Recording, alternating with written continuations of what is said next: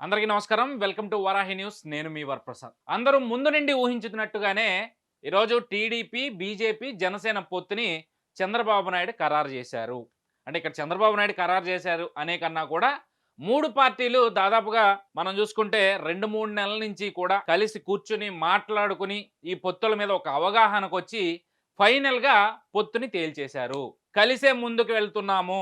ఆంధ్ర రాష్ట్రంలో జరుగుతున్న ఈ దుర్మార్గపు పరిపాలనని దించాలి అన్నా, రాష్ట్రంలో ఉన్న 5,00,00,000 ఆంధ్రులకి న్యాయం జరగాలి అన్నా, ఈరోజు జగన్మోహన్ రెడ్డి ముఖ్యమంత్రిగా ఉండకూడదు.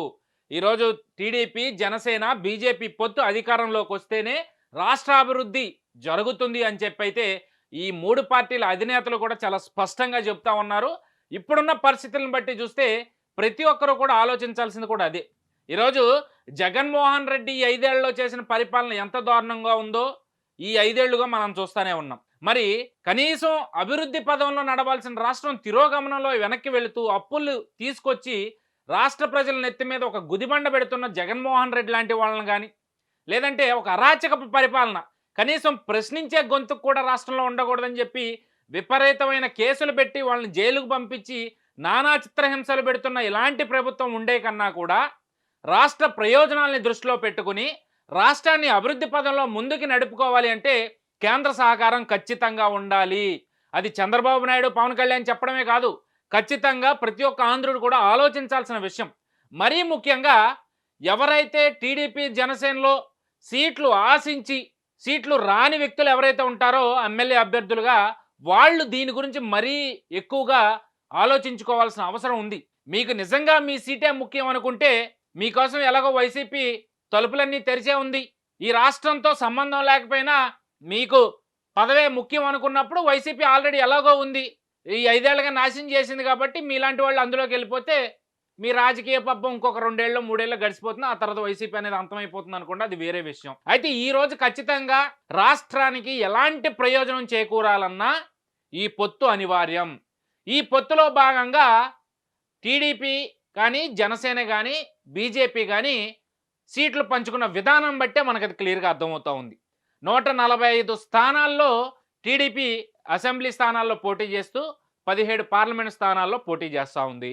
అలాగే జనసేన 24 అసెంబ్లీ స్థానాలతో పాటు 2 పార్లమెంట్ స్థానాల్లో పోటీ చేస్తూ ఉంది. ఇక ఫైనల్‌గా పొత్తులో చేరిన బీజేపీ పరిస్థితి వచ్చేసరికి 6 అసెంబ్లీ, 6 ఎంపీ స్థానాలు ఖరారైనట్లుగా అయితే మనకి ఇప్పటివరకు అందిన సమాచారం ప్రకారం తెలుస్తూ ఉంది. అయితే ఈ సీట్లు ఖరారు అనే అంశం బహిరంగంగా టీడీపీ అధినేత కానీ, లేదంటే బీజేపీ అధిష్టానం కానీ, లేదా పవన్ కళ్యాణ్ కానీ వాళ్ళు మీడియా ముందుకొచ్చి చెప్పేంత వరకు కూడా మనకు ఒక క్లారిటీ రాదు. బట్ విశ్వసనీయ సమాచారం ప్రకారం మనకి తెలిసిన అంశాల ప్రకారం ఇప్పటి వరకు పంచుకున్న సీట్ల లెక్క అయితే ఇది. మరి ఈ లెక్కల ప్రకారం ఎవరు ఎక్కడి నుంచి పోటీ చేస్తారు, ఎవరు ఏ అభ్యర్థులు ఇప్పుడు బీజేపీ తరపునే కనుక మనం తీసుకుంటే ఎవరు ఆ 6 పార్లమెంట్ స్థానాల్లో కానీ, 6 అసెంబ్లీ స్థానాల్లో కానీ ఎక్కడి నుంచి ఎవరు పోటీ చేయబోతున్నారనే ప్రశ్న అయితే ప్రతి ఒక్కరిలో ఉంది. అలాగే ఇప్పటికే టీడీపీ దాదాపుగా 83 మందిని, 83 మంది స్థానాలని దాదాపుగా ఖరారు చేసేసింది. ఇక మిగిలిన వాళ్ళు కూడా ఒక్కొక్కటిగా 2, 3 రోజుల్లోనే ఎవరు ఎక్కడి నుంచి పోటీ చేస్తారు, ఏ స్థానాల్లో ఎవరు పోటీ చేస్తారనే అంశం అయితే క్లారిటీ రానుంది. అయితే ఇక్కడ నేను మొదటి నుంచి చెప్తున్నట్టుగానే ఈరోజు రాష్ట్రంలో పొత్తుల గురించి నెగిటివ్‌గా మాట్లాడుకునే వాళ్ళు ఎక్కువగా కనిపిస్తూ ఉన్నారు. ఎందుకంటే గతంలో బీజేపీతో పొత్తు పెట్టుకుని రాష్ట్రానికి ఏదో చేస్తది అని చెప్పి నమ్మి దాన్ని మిత్రపక్షంగా ఆహ్వానిస్తే ఇచ్చిన హామీల్ని బీజేపీ తప్పింది అని చెప్పి అప్పుడు తెలుగుదేశం ఎన్డీఏ కూటమిలోంచి బయటకొచ్చి మోదీని వ్యతిరేకించిన పరిస్థితిని ఇప్పుడు ప్రతి ఒక్కరు గుర్తు చేస్తూ ఉన్నారు. ఈరోజు ఒకటే గుర్తుపెట్టుకోవాలి, ప్రత్యేక హోదా అంశంలో బీజేపీ చేసింది ముమ్మాటికి తప్పే అయినప్పటికీ కూడా రాష్ట్రంలో ఈ 5 ఏళ్లలో రాష్ట్ర ప్రభుత్వం చేస్తున్న ప్రతి అభివృద్ధి చెప్పుకుంటున్నా, ఏదైతే రాష్ట్ర ప్రభుత్వం నేను అభివృద్ధి చేస్తున్నా లేదా నేను సంక్షేమం ప్రధానంగా నేను ఏదైతే సంక్షేమం చేస్తున్నానని జగన్మోహన్ రెడ్డి చెప్పుకుంటా ఉన్నాడో ఆ ప్రతి సంక్షేమం వెనక నరేంద్ర మోదీ ఏదైతే బీజేపీ ప్రభుత్వం హస్తం ఉంది అనేది ప్రతి ఒక్కరు గుర్తుపెట్టుకోవాలి.